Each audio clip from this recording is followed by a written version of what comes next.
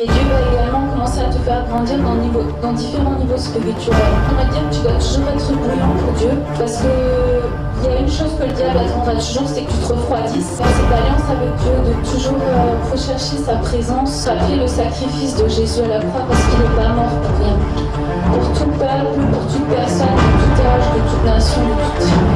Allumer un feu dans ta vie où tu cherches la présence de Dieu. Les multitudes ne pourront te traverser, mais la présence de Dieu va faire de toi l'homme, la femme le plus heureux de la terre. Non, c'est bon.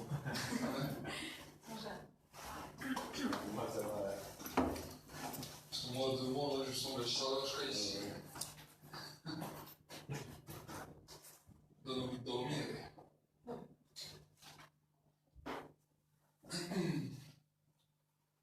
Nous allons prier ensemble pour le temps de la parole de Dieu. Amen.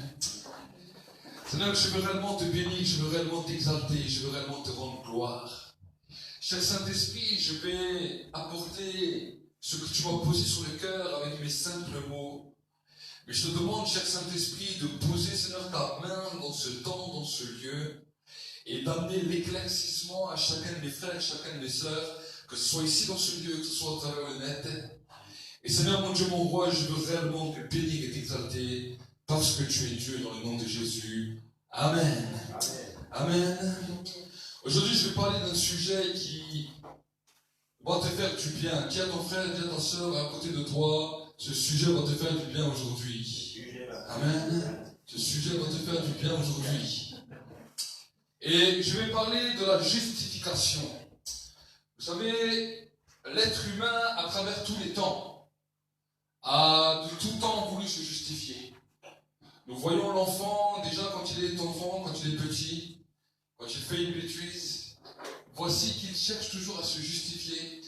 Et même quand le temps passe, il se rappelle toujours de son erreur et il essaie des fois de faire des bonnes choses pour essayer de se justifier aux yeux de ses parents.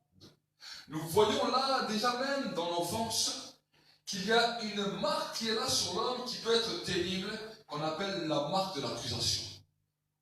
Et curieusement, on peut se poser la question, mais d'où vient cette accusation? Parce que comment un enfant, quand on ne lui a pas expliqué toutes les choses qui sont bien et qui sont mal, déjà il fait une erreur, déjà il y a comme une marque d'accusation qui est là, et il essaie de faire quelque chose pour essayer de se justifier. Ça vous est arrivé à vous, ça m'est arrivé à moi, même quand on était déjà enfant. Ça arrive à beaucoup d'enfants, encore aujourd'hui, et nous voyons curieusement que ça ne touche pas seulement les enfants, mais ça touche aussi les adultes. Chaque fois que nous faisons une erreur dans nos vies, chaque fois que nous faisons un mauvais choix dans nos vies, chaque fois que nous prenons une mauvaise décision, on a l'impression qu'on a toujours besoin de se justifier. Alors des fois on se justifie devant la famille, des fois on se justifie devant les amis, des fois on se justifie dans un travail, nous travaillons, nous sommes des fois dans les milieux séculiers ou à l'école, et ça y est, nous faisons une erreur où il y a des choses que nous faisons mal, et tout d'un coup nous devons nous justifier. Et tout d'un coup, c'est comme s'il y a une redevabilité qui vient chaque fois. Et c'est comme si cette erreur que nous avons faite nous suit et nous poursuit. Et comme il y a une condamnation qui nous suit. Et quelque part, quand on arrive dans la foi, on a l'impression qu'au début, on commence notre foi et que là aussi, des fois, on fait des erreurs dans notre foi. Et tout d'un coup, on a besoin encore de justification. Alors aujourd'hui, j'aimerais te parler de ce que Dieu a trouvé comme bon moyen de justifier l'homme. Amen. Il y a un moyen pour chaque être humain sur cette terre de pouvoir être justifié. Et la Bible nous dit que la façon de penser de Dieu était bien différente de notre pensée. Pourquoi? Parce que nous-mêmes, en tant qu'être humain, quand on veut justifier une personne, on va attendre beaucoup de lui. Une personne qui nous a fait du mal, une personne qui nous a fait du tort, pour pouvoir être juste, ou même pour pouvoir être pardonné, on va monter la barre bien haute, bien souvent. Et à notre pourquoi? Parce qu'à notre égard, on nous a fait comme ça. Chaque fois qu'on faisait une erreur, on ne nous faisait pas de cadeau, on nous mettait une barre bien haute pour essayer de se justifier. Mais la Bible nous dit que l'homme, dès sa création, dès que l'homme a péché devant Dieu, l'homme s'est trouvé dans cette culpabilité, et voilà avec quoi le diable vient agir. La Bible nous dit que Lucifer, celui qu'on appelle Satan aujourd'hui, était un ange glorieux dans le ciel. On l'appelait Lucifer, qui veut dire porteur de lumière. amenait la louange à Dieu, qui amenait l'adoration au ciel. Mais un de ses défauts qui était déjà mentionné dans le ciel, c'est qu'il venait accuser les anges. Dès qu'un ange faisait une erreur, ou dès qu'un ange faisait des choses comme, et ça arrive à tout le monde, même les anges, la Bible nous dit qu'ils faisaient des erreurs. La Bible nous dit que Lucifer allait devant Dieu et les accusait. Il les condamnait. Il les accusait. Et c'est pour cela que quand il a été éjecté du ciel, et qu'il s'est retrouvé sur la terre, alors que la terre n'était encore informe et vide, mais que la Bible nous dit que Dieu l'a éjecté du ciel parce qu'il ne faisait qu'accuser les anges dans le ciel. La Bible nous dit que lui et un tiers des anges ont été éjectés du ciel. La Bible nous dit la chose suivante: il a été précipité, il a été éjecté du ciel, l'accusateur des frères, celui qui nous accusait dans le ciel. Et j'aimerais vous dire qu'avec l'être humain, quand Dieu a créé l'homme, Satan a voulu trouver une faille dans l'être humain, ce qu'on appelle la désobéissance, pour pouvoir l'accuser. Une erreur dans l'être humain a permis au diable de venir l'accuser. Et c'est ce qu'il fait souvent dans nos consciences, dans nos pensées, dans nos raisonnements. Dès qu'on fait une erreur, inconsciemment on en est frappé. Ce mal tue tous les hommes de toute notre génération, même les générations passées. Nous voyons que les hommes ont des remords. Nous voyons que les hommes ont besoin de pouvoir se racheter à cause de leurs erreurs. On parle individuellement, mais on peut parler aussi des États. Vous savez, quand nous parlons de certaines grâces que même notre État, même français, fait à certaines nations ou à certains peuples, on nous dit toujours, oui, mais on fait ça pour se racheter du mal qu'on a fait dans certains peuples, dans certaines nations. Alors nous leur laissons certains droits dans notre pays. Nous voyons que les civilisations sont frappées par cela. Et alors, l'homme essaie de se trouver une raison d'enlever ce mal, une raison d'enlever cette accusation. Mais nous pouvons voir actuellement que toute la technologie n'a pas enlevé l'accusation dans la pensée des hommes. C'est vrai ou c'est pas vrai? Tous les beaux films que vous pouvez voir, toutes les séries que vous pouvez voir, les gens peuvent regarder les films télévisés, ils peuvent être sur Internet, ils peuvent parler avec beaucoup de gens sur Facebook. À peine ils coupent, à peine ils appuient sur le bouton off de leur télévision, de leur radio, de leur musique, de tout, qu'ils se retrouvent seuls. Voici que l'accusation recommence.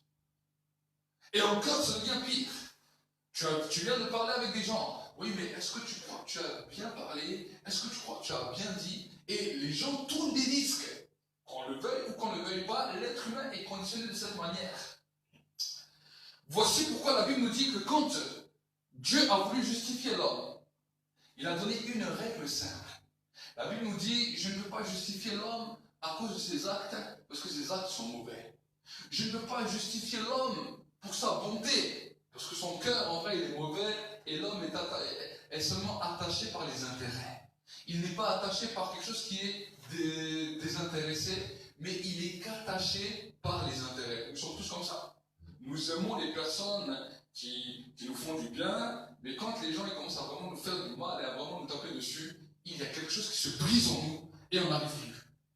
On a beau essayer des fois, mais il y a une limite, et à un moment donné, on n'arrive plus. Ça, c'est l'être humain qui est conditionné comme ça.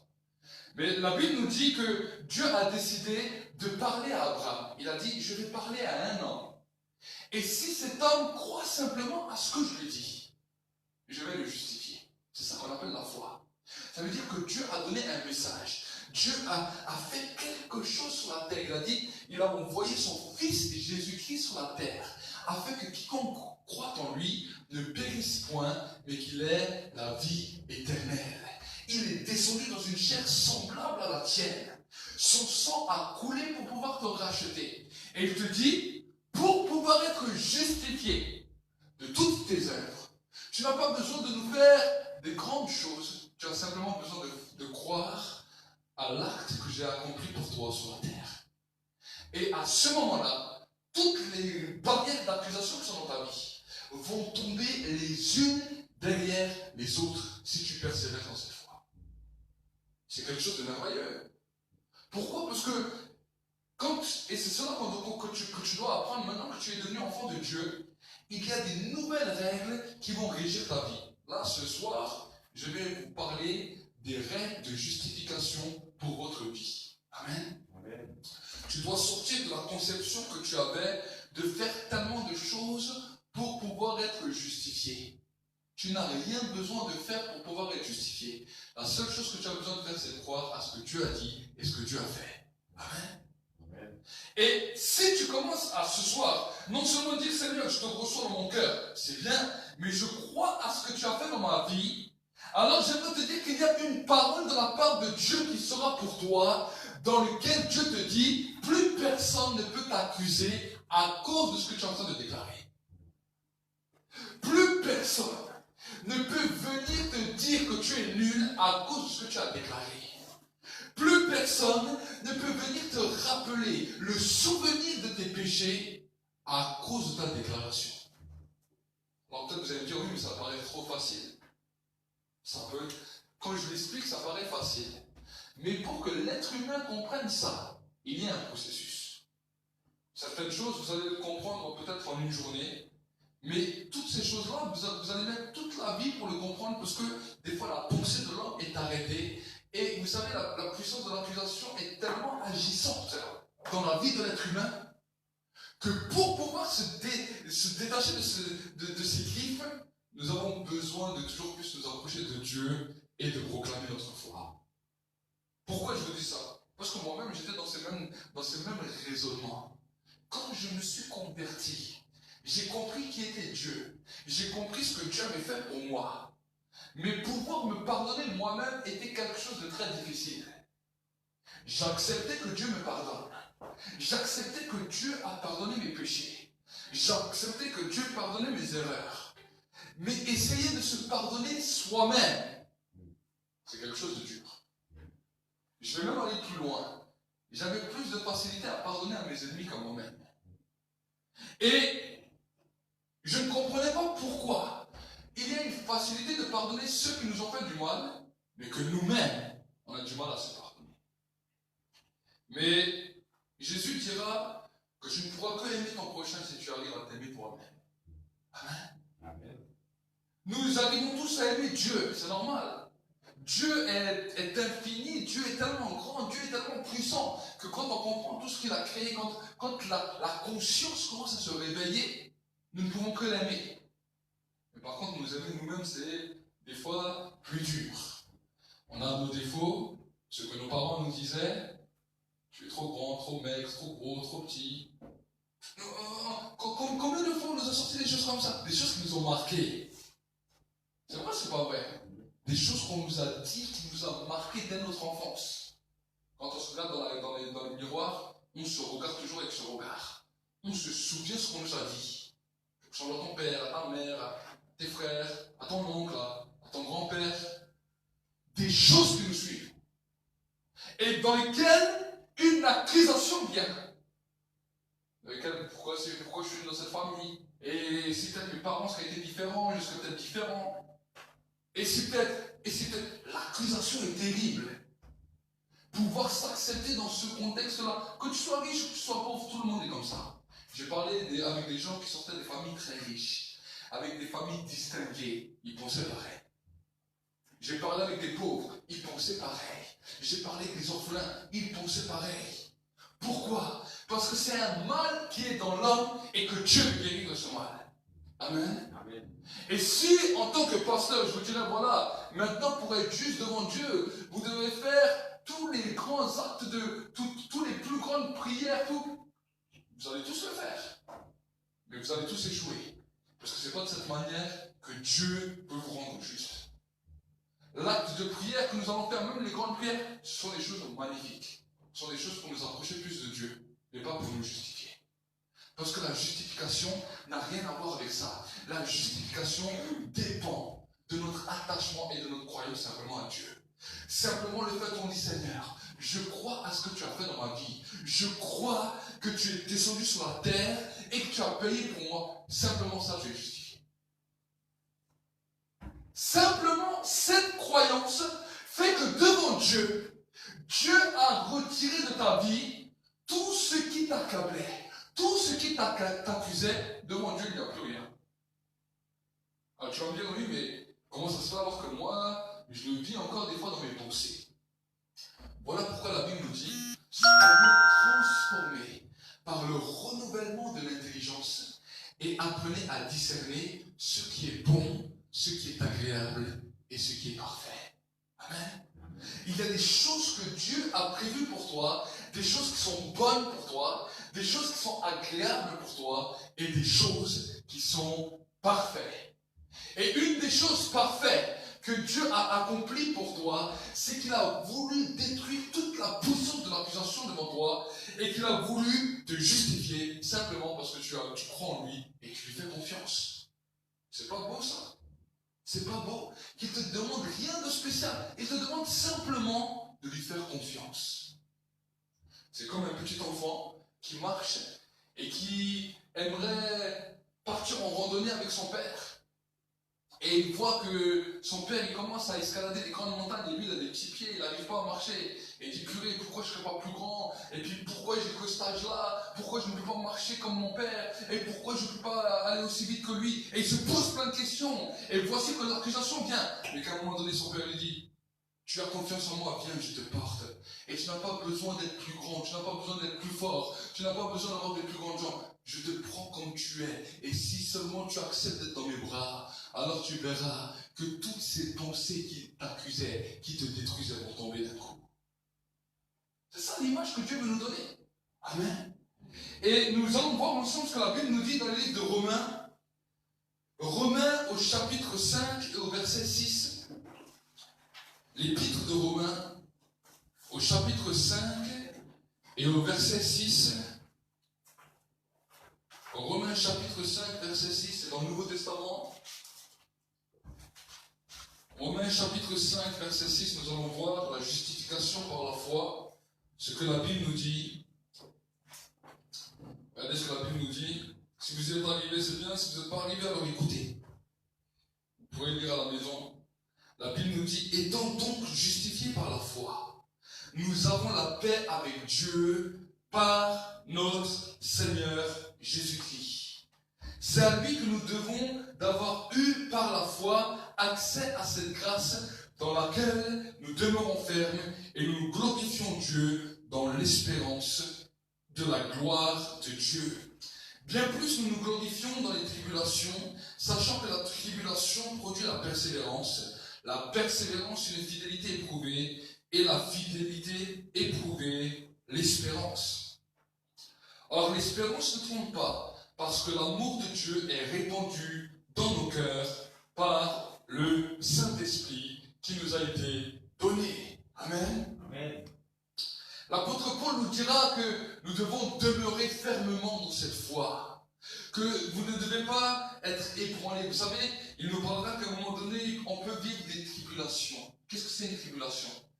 Une tribulation est un moment difficile. Et bien des fois dans vos vies, je ne vous dis pas que maintenant, quand vous allez commencer à marcher dans la foi, vous n'allez pas avoir de moments des fois difficiles. Vous savez, la Bible nous dit que la pluie et le soleil tombent sur le bon comme sur le juste comme sur l'injuste.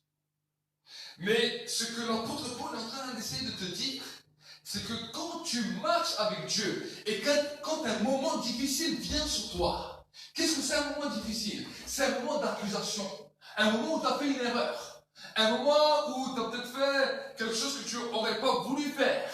Et que voilà, tu sens un remords qui vient et qui commence à t'accuser. Un remords qui vient et qui commence à ne pas te laisser tranquille.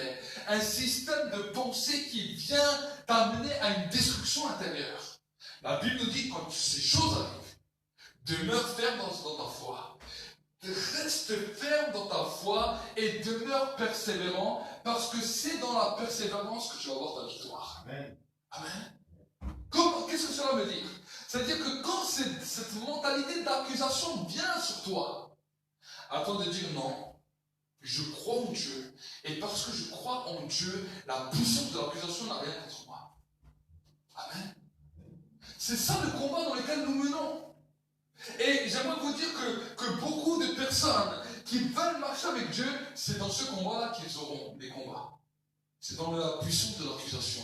Chaque être humain a ce problème. Voilà pourquoi on a fait appel, on a commencé à créer des psychologues, des psychiatres, parce que les hommes se sentent accusés. Les hommes se sentent accusés. Mais ce que les psychiatres sont limités ils vont essayer d'encourager la personne, ils vont essayer de lui faire voir les bonnes choses de leur vie, mais juste en leur faisant voir les bonnes choses, la plupart du temps, ça ne marche pas face à l'accusation. Quand une personne s'accuse, c'est terrible. On se pose des fois des questions, mais comment les personnes peuvent se suicider? Comment les personnes peuvent en arriver à des actes tellement terribles contre leur propre personne? Ils ont peut-être été aimants avec beaucoup d'autres personnes autour d'eux, mais par rapport à eux-mêmes, ils sont durs. Tellement durs qu'ils sont prêts à mettre fin à leur jour. Pourquoi? Des fois, on se pose la question, on dit, mais pourquoi une personne a fait ça? Pourquoi une personne qui avait tout, qui avait un bonheur, a fait ça? Il y avait un pouvoir d'accusation terrible qui n'a jamais été traité en eux. Et tant que cela n'est pas traité, alors certaines personnes, ça se manifeste moins, d'autres, ça se manifeste plus. Aujourd'hui, on essaye de noyer l'accusation à travers toutes sortes de choses, à travers l'alcool, à travers les drogues, à travers le sexe, à travers tout ce que la télévision vous propose. Alors les gouvernements ont bien compris que ça faisait un problème. Donc c'est pour ça qu'ils disent, ah mais si tu as fait ça, c'est pas si grave. On essaie de dramatiser, d'appeler le mal bien et le bien mal. On essaie d'amener un dérèglement. Pourquoi? Parce qu'on ne sait pas comment traiter ça. Il y a des racines profondes qui sont là, et tout ce que l'homme fait, quand l'homme fait une erreur, l'homme sait qu'il pêche. Mais l'homme ne sait pas comment s'en sortir de cela. Aujourd'hui, j'aimerais vous donner une solution. J'aimerais vous dire que Dieu a trouvé déjà une solution depuis bien longtemps. Quand il a créé l'homme et quand il a vu que l'homme désobéissait, que l'homme écoutait ses propres pensées, que l'homme écoutait son propre cœur, il savait qu'à un moment donné, il allait avoir un problème par rapport à l'accusation. Et Dieu a dit, je ne vais pas lui demander des choses extraordinairement dures, parce que l'homme n'y arrivera pas. Si simplement il croit à ma parole, si simplement il croit à ce que je lui dis, je vais le justifier. Amen. Amen. Ça veut dire qu'il prend une feuille dans laquelle il y avait écrit toutes tes erreurs, tous tes problèmes, tout ce qui t'accusait dans tes pensées. Et il fait ça avec. Elle devient blanche. Le sang de Jésus a la capacité de rendre blanche tous les traits d'accusation qui étaient contre lui. La Bible me dit dans les livres d'Ésaïe, l'acte qui était rédigé contre toi a été détruit. Amen. Ceux qui t'accusaient dans ta conscience, ceux qui t'accusaient dans ton cœur, ceux qui t'accusaient dans ton raisonnement, la Bible me dit qu'à cause du sang de Jésus, cela a été détruit, a été annulé.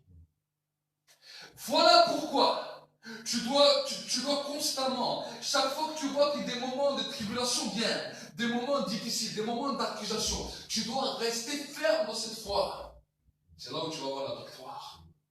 Tu dis, je refuse ce qui est en train de m'arriver. Je refuse de ne pas m'aimer. Est-ce que tu as déjà dit ça? Est-ce que tu as déjà parlé à toi-même et tu as dit, je m'aime? Je me regarde dans la glace, je suis beau, je suis belle, je m'aime. Tu peux le dire aux autres, mais pourquoi tu n'arrives pas à le dire à toi-même? C'est parce qu'il y a de l'accusation qui est là. Et c'est terrible. Parce que vous vieillissez, vous prenez de l'âge. Et à cause que vous êtes en mauvais terme avec vous-même, vos corps, même des fois, ils commencent à se dérégler. Ça crée même des fois des maladies. La Bible nous dit, un esprit abattu dessèche les os. Mais un cœur joyeux favorise la guérison. Voilà pourquoi, il y a quelques années aux États-Unis, une femme avait beaucoup de problèmes et les médecins ont fait des analyses sur elle. Et quand ils ont fait toutes les analyses des os et tout, ils étaient choqués. Cette femme avait 40, à peu près entre 40 et 50 ans. Et quand ils ont fait des examens sur elle, ils ont vu que dans son métabolisme intérieur, c'est comme si elle avait 80 ans. Et ils étaient choqués. Et quand ils ont commencé à analyser un petit peu de plus près cette femme et de parler avec elle, d'essayer de comprendre sa vie, d'essayer de comprendre pourquoi une telle femme est arrivée dans cette position intérieurement, ils ont vu que c'était une femme qui était tout le temps dans le découragement, dans le désespoir, dans l'abattement.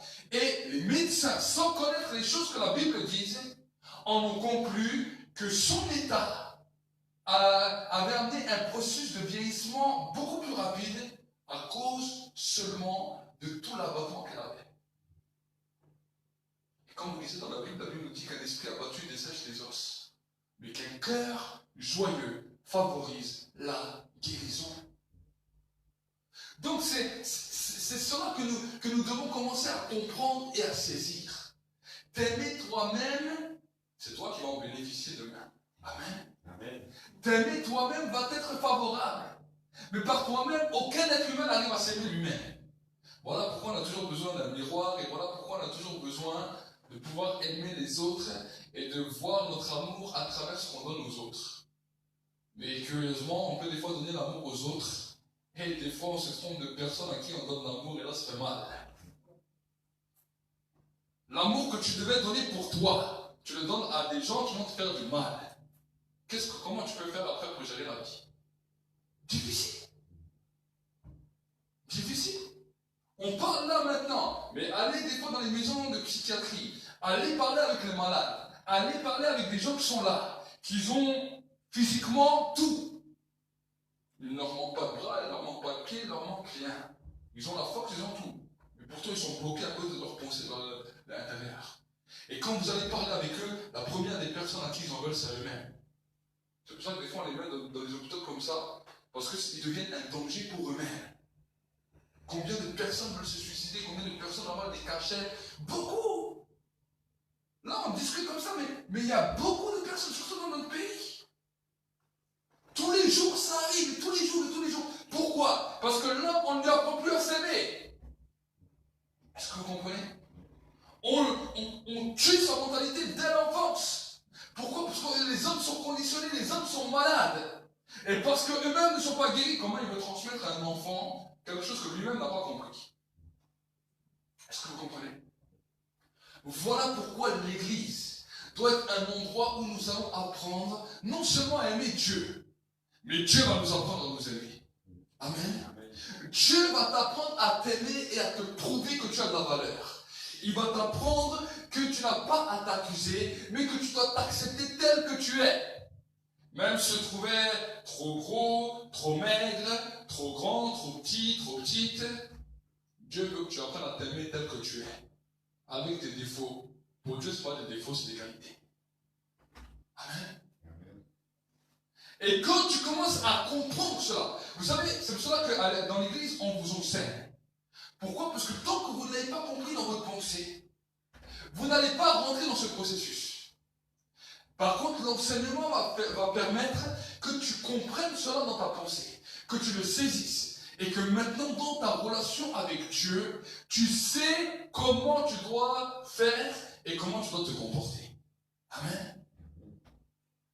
Et j'aimerais vous encourager à peut-être cette semaine, quand vous êtes dans vos maisons, prendre un petit temps et dire: Seigneur, je veux apprendre à recevoir non seulement ton amour, mais à sentir ton amour qui m'aime pour que j'arrive à m'aimer.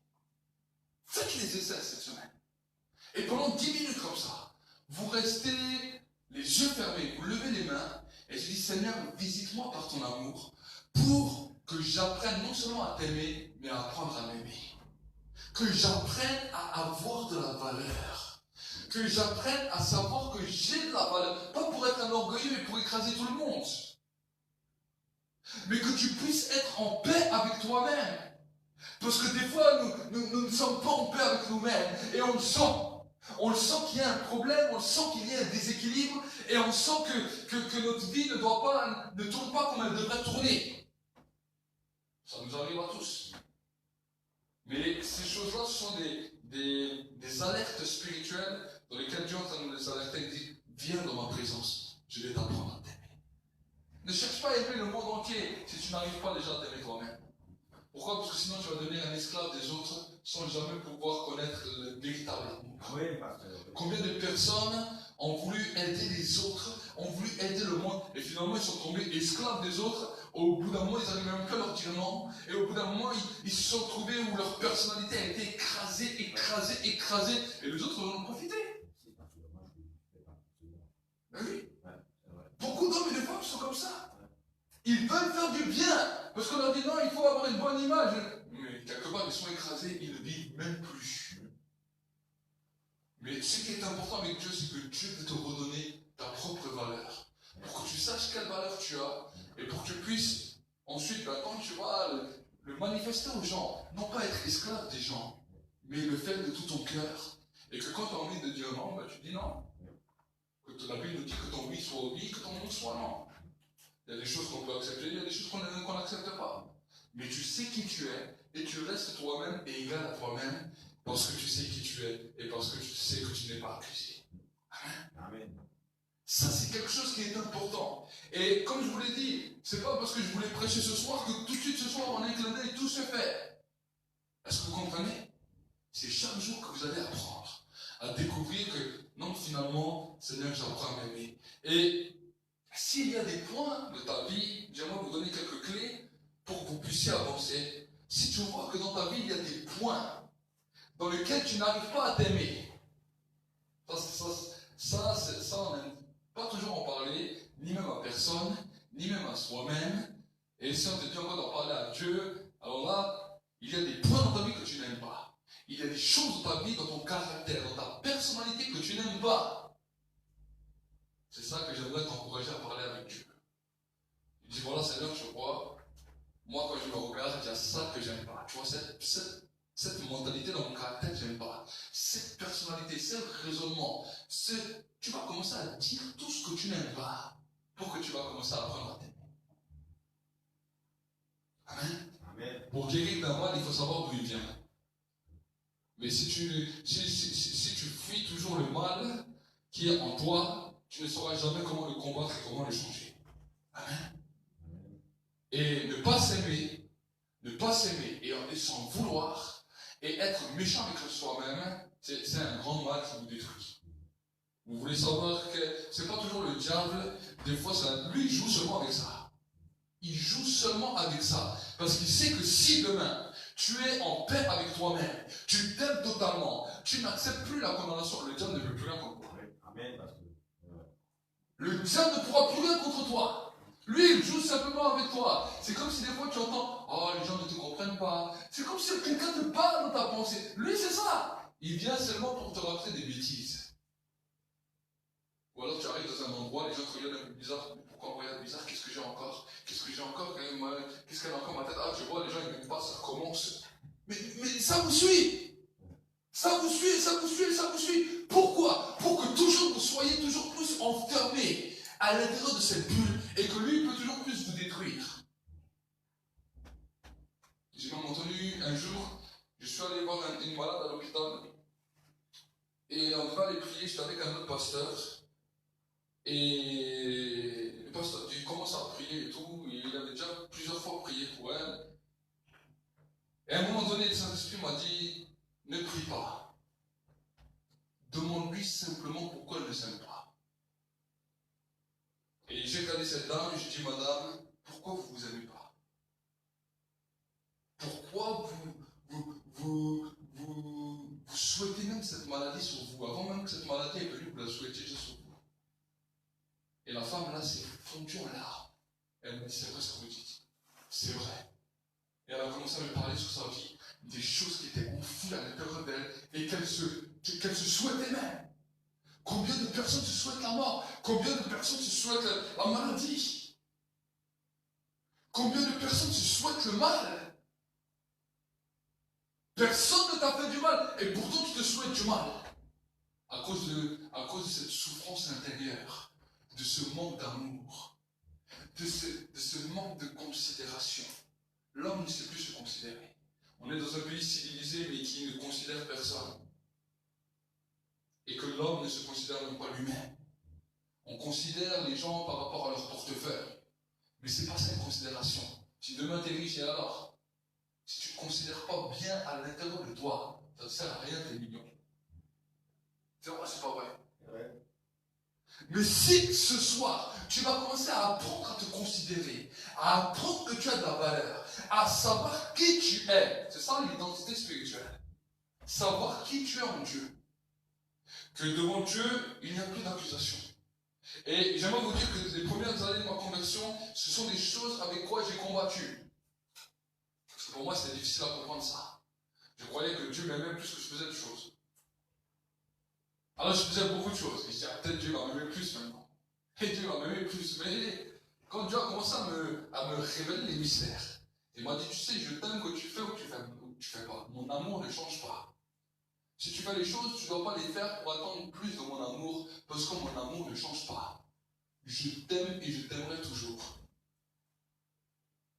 Et là, j'ai compris que je devais faire les choses pour Dieu. Parce que c'était un désir de le servir, mais non pas pour attendre un amour plus grand. Parce que son amour ne change pas, il est éternel et il t'aime comme tu es. Et pour moi, au début, c'était quelque chose de difficile dans mes pensées. Parce que je n'arrivais pas à comprendre ça. Je dis, mais Seigneur, mais sur la terre, quand une personne te fait du bien, ben, tu vas l'aimer plus qu'une autre. Dieu me dit, moi, je ne fonctionne pas comme les êtres humains. Quand je dis que j'aime le monde, j'ai aimé les hommes, tous les hommes sur la terre de la même manière. Sans considération, sans favoritisme, j'ai aimé tous les hommes de la même manière. Et je veux les apprendre à s'aimer d'une manière inconditionnelle, de pouvoir vous accepter. Imaginez toutes les personnes s'ils s'accepteraient. Imaginez que toutes les personnes s'aimeraient, il n'y aurait pas de problème sur terre. Il n'y aurait pas de problème. Entre vous, il n'y aurait pas de problème. Dans vos maisons, il n'y aurait pas de problème. Dans les familles, il n'y aurait pas de problème. Mais le problème, c'est, non, tu t'es senti offensé, tu as senti une blessure qui est venue, et là, voilà que tu as envoyé quelque chose. Et parce que tu as envoyé quelque chose, l'autre elle est aussi blessée, l'autre aussi ne sait pas, elle envoie aussi quelque chose. Et là, ça fait 2 feux, et 3 feux, et 4 feux. C'est ça qui crée les guerres, c'est ça qui crée les problèmes. Amen. Amen. Nous sommes justifiés par la foi. Quand la tribulation vient sur ta vie, c'est normal. Le diable va essayer, il va essayer de te dire, ah non, tu vois, regarde, t'as encore fait des erreurs. Mais alors tu dis, c'est pas grave. Si j'ai fait une erreur, je vais même avec mon erreur. Amen. Regarde-toi dans la glace, dis, j'ai fait une erreur, mais je suis beau avec mon erreur. Si vous essayez de dire ça, voilà, la première fois que vous allez dire ça, ta pensée va dire, mais il m'a jamais dit ça, qu'est-ce qui se passe? Mais quelque chose va être libéré en toi, dans lequel tu vas commencer à comprendre que tu as de la valeur. Amen. La valeur ne dépend pas de ce que tu fais, mais la valeur dépend parce que l'amour de Dieu est pour toi. C'est ça la valeur. Tu as été aimé dès le commencement, dès la fondation du monde. Avant même que tu sois né, déjà Dieu t'avait aimé. Donc à cause de cela, je ne peux pas m'en vouloir. Parce que là, ça serait une insulte même devant Dieu. Si Dieu nous aime de manière inconditionnelle, pourquoi nous va mettre une condition? Amen. On ne doit pas mettre de condition. On doit simplement l'accepter. Et c'est là où l'épreuve de la foi doit être endurant. Parce qu'il y en a certains qui ne veulent pas. Mais l'épreuve de la foi n'est pas si difficile que ça. C'est simplement le fait d'accepter d'être aimé et d'accepter de s'aimer. Qui ne soupire pas après l'amour? La plus grande conquête de l'homme a toujours été l'amour. L'homme a toujours voulu être aimé, se sentir aimé, se sentir accepté. C'est la plus grande conquête de l'homme. Pourquoi? Parce que c'est Dieu qui a créé cela dans le cœur de l'homme. Mais tant que l'homme n'arrive pas à trouver cette dimension, l'homme va courir. L'homme va courir à droite. L'homme va courir à gauche. L'homme va faire ceci. L'homme va faire cela. Et l'homme va arriver à un âge où il va se fatiguer. Amen. Donc, est-ce que vous acceptez ce défi? Est-ce que vous acceptez de relever ce défi? Oui. Vous allez tous vous aimer, vous allez tous devenir magnifiques, vous allez tous devenir extraordinaires. On va les voir chaque fois qu'on va venir à l'église. Les gens ils vont marcher. Qu'est-ce que je suis beau! Qu'est-ce que je suis beau! Mais oui! Amen! Amen. Tu n'as pas besoin de ressembler à Hollywood, là, ou les films d'Hollywood, où on vous appelle des mannequins sur mesure pour essayer de leur ressembler. Mais regardez ces pauvres gens. Ils sont des mannequins que tout le monde veut ressembler, et pourtant c'est des gens qui terminent des fois dans une manière terrible.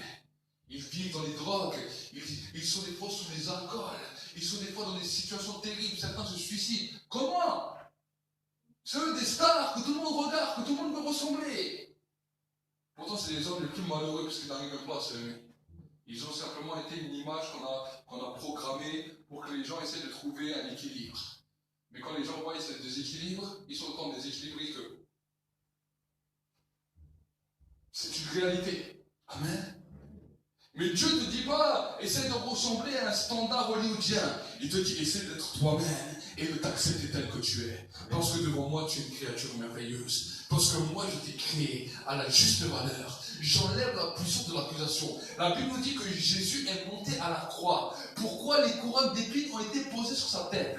Ils n'ont pas été simplement posés, mais des épines comme ça, une couronne, ils ont enfoncé cela sur sa tête. Le sang a commencé à couler. Ça a coulé. Ça a fait des douleurs terribles. Pourquoi? Pour enlever toute la puissance de l'accusation qui était dans tes pensées. Pour enlever tous les raisonnements dans lesquels tu ne t'aimais pas. Toute cette souffrance dans ta tête, dans lesquelles qui est lancée contre toi, dans lesquelles l'homme n'arrive pas à s'aimer. Voilà pourquoi Jésus a pris ça sur sa tête. Il a voulu montrer à l'homme que l'homme a de la valeur. Il a voulu redonner, revaloriser l'homme. Et lui montrer, non, si tu acceptes simplement le sacrifice que j'ai fait, alors tu vas comprendre que devant moi, il n'y a plus d'accusation. C'est pour cela que la Bible nous dit, qui accusera les élus de Dieu? Amen. Tu as été élu à cause de quoi? Parce que tu as accepté ce que Jésus a fait. Donc tu es devenu un élu. Donc la puissance de l'accusation, ceux qui détruisaient ta vie jusqu'à aujourd'hui, tu dois changer cela. Voici que toutes choses sont passées. Maintenant, toutes choses deviennent nouvelles. Amen. Toutes choses deviennent nouvelles. Le raisonnement de ma pensée change. Et à partir de ce moment-là, c'est comme si le Saint-Esprit donne une nouvelle bouffée d'oxygène dans ta vie, dans laquelle tu sens un nouveau souffle qui vient. Amen. Amen. Le souffle de l'acceptation. Le souffle de la vie. Le souffle où tu vas commencer à t'aimer. Le souffle où tu vas commencer à aimer ta personne. Amen. Dieu va même plus loin. Les choses que les hommes aiment le moins et qui cachent le plus. Aujourd'hui, on cache ça avec des chaussures, avec des chaussettes, avec tout ce que vous voulez, les pieds. Il a dit qu'ils sont beaux les pieds de ceux qui annoncent les bonnes nouvelles. Il faut l'une de vos pieds. Regarde tes pieds, dis-lui qu'ils sont beaux mes pieds. Amen. Quand tu es chez toi, quand tu enlèves tes chaussures, quand tu enlèves ce que tu caches dans tout le monde là, tu regardes tes pieds. Et je dis qu'ils sont beaux mes pieds parce qu'ils permettent que je puisse marcher et que là où je vais, je puisse annoncer la bonne nouvelle. Amen. Amen. Mais oui. Beaucoup de gens regardent leurs pieds. Ils se disent, mes pieds sont moches, ils mettent les chaussures, ils mettent ça. Les gens parlent comme ça. C'est comme si je rentre dans vos maisons, je vois comment vous parlez. C'est comme ça qu'ils parlent les gens. Il y a beaucoup de choses qui font comme ça. Mais ce que je trouve moche en toi, regarde-le bien. Tu as mal vu, tu as des mauvaises lunettes. Change de lunettes. Dis, Seigneur, change mes lunettes et j'ai mal vu. Et tu regardes, tu dis, mes pieds, ils sont jolis. Mais oui, ça, c'est pas quand vous êtes adulte que vous avez vu ces complexes. Hein. C'est dès petit. Dès petit. Ça commence dès petit. Et surtout quand tu arrives à l'adolescence, alors là, c'est terrible. Hein. Est-ce que vous comprenez? Regarde de toi, change de mentalité et dis, Seigneur, apprends-moi à changer de mentalité. Et tu viens.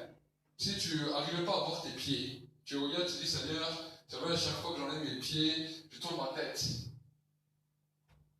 Parce que j'aime pas trop comment ils sont. Mais c'est toi qui me les as créés, donc je vais le voir avec tes yeux. Si mes pieds sont beaux, alors je vais un peu les caresser, je vais dire, ils sont beaux mes pieds, merci Seigneur pour mes pieds. Amen. Et comme ça, vous allez commencer à vous découvrir d'une autre manière. Moi, je ne suis pas fou, vous me regardez avec les yeux, on dirait que vous avez jamais entendu ça. Je vous explique des choses claires pour vous apprendre à vous aimer. Amen. Amen. Parce que vous aimer, c'est pas, non, je ne me regarde pas, je ne regarde pas ma tête, je m'aime. Non, c'est pas comme ça. Je te regarde bien, tu vas dans le miroir, tu te regardes bien. Tu fais le miroir comme ça, tu regardes bien.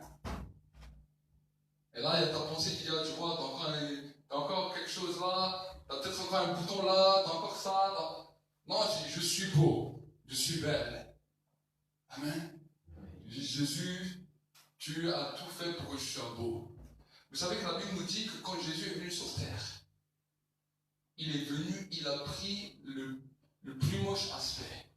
Quand on le montre dans les films comme ça avec la belle barbe, des fois petits cheveux clairs, yeux clairs. La Bible nous dit son aspect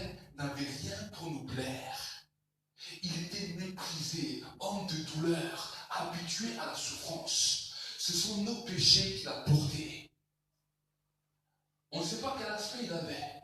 Mais la Bible nous dit que selon la Bible, selon le modèle des hommes, il était moche. C'est ce que la Bible nous dit. Mais la Bible nous dit qu'il l'a fait dans un seul but. Il était méprisé. Méprisé de sa famille. Méprisé des siens. Abandonné de tous. Il était un homme qui était habitué à la douleur et habitué à la souffrance. Mais la Bible nous dit qu'il a fait cela pour porter nos péchés. Semblable, la Bible nous dira même dans le livre d'Ésaïe, semblable à un agneau qu'on amenait à la boucherie. Vous avez déjà vu un agneau qu'on amène à la boucherie? Il sait qu'il va mourir, mais pourtant il ne dit rien. Il regarde encore. Il regarde encore. Il sait qu'il va mourir, mais il regarde bien encore ceux qui vont le tuer. Voici ce que Jésus a fait. Quand il était sur la terre, quand il était sur la croix, voici qu'on l'a crucifié, mais qu'il les regardait encore. Et qu'il a encore dit, Père, pardonne-leur, car ils ne savent ce qu'ils font. Amen. Voici, il a voulu être notre modèle parfait. Pour nous dire, non, moi j'ai tout payé à ta place. Pour que toi, tu n'as plus à porter ça. Pour que toi, tu n'as plus à souffrir de cette mentalité. Pour que toi, tu n'as plus à souffrir de ce rejet. Pour que toi, tu n'as plus à souffrir de cette souffrance. Je viens te donner la vie. C'est ça le message de l'évangile. C'est ça le message de la bonne nouvelle. Amen. Donc nous allons prier ensemble ce soir. Je ne fais pas un long message ce soir. Je suis arrivé à ce que Dieu m'a demandé de vous partager. Mais que ce soir soit un temps où tu te réconcilies avec toi-même. Tu te réconcilies avec Dieu. Tu as accepté le message de l'évangile. Et peut-être si quelqu'un nous suit actuellement et que tu n'as jamais accepté Dieu dans ton cœur, alors commence à faire cette prière avec moi et dis-lui, Seigneur Jésus, je viens t'accepter. Je viens t'accepter comme Seigneur et Sauveur. Je viens t'accepter comme Seigneur de ma vie. Je reconnais que j'étais pécheur devant toi, mais je crois que tu as payé pour mes péchés et que tu as donné ta vie pour moi. Et si toi qui es là, qui as accepté le Seigneur Jésus, mais que tu reconnais que dans ta vie, tu t'es laissé détruire par ce genre de raisonnement, par ce genre de mentalité, où toi-même tu n'arrivais pas à t'aimer à ta juste valeur, que l'accusation venait toujours et encore, alors simplement lève ta main là où tu es. Lève simplement ta main là où tu es. Et nous allons prier ensemble. Nous allons prier ensemble. Tu vas commencer à connaître une nouvelle dimension de l'amour de Dieu pour pouvoir t'aimer. Une nouvelle dimension de la grâce de Dieu pour pouvoir t'aimer. Répète avec moi cette prière et dis, cher Saint-Esprit, je viens ce soir dans ta présence, tel que je suis. Seigneur, je veux reconnaître dans ta présence que je n'arrive pas à m'aimer, que j'ai besoin d'apprendre à m'aimer. Touche-moi avec ton amour. Apprends-moi à m'aimer et à me réconcilier avec moi-même. J'ai besoin de toi. J'ai besoin de toi. Oh, cher Saint-Esprit, ferme tes yeux et lève juste tes mains.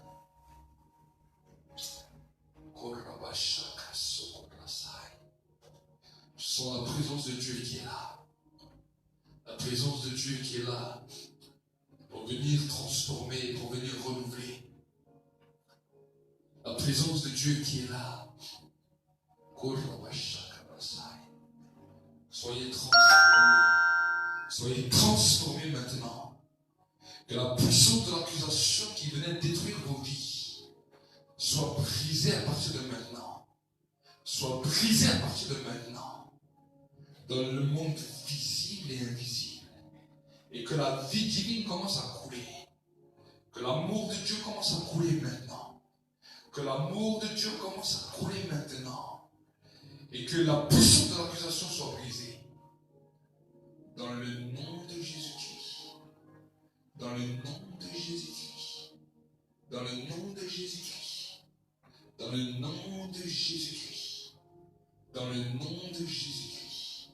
Maintenant. Maintenant. Maintenant. Recevez maintenant dans le nom de Jésus. Recevez un nouveau temps dans le nom de Jésus. Recevez une nouvelle saison maintenant dans le nom de Jésus. Recevez la vie maintenant.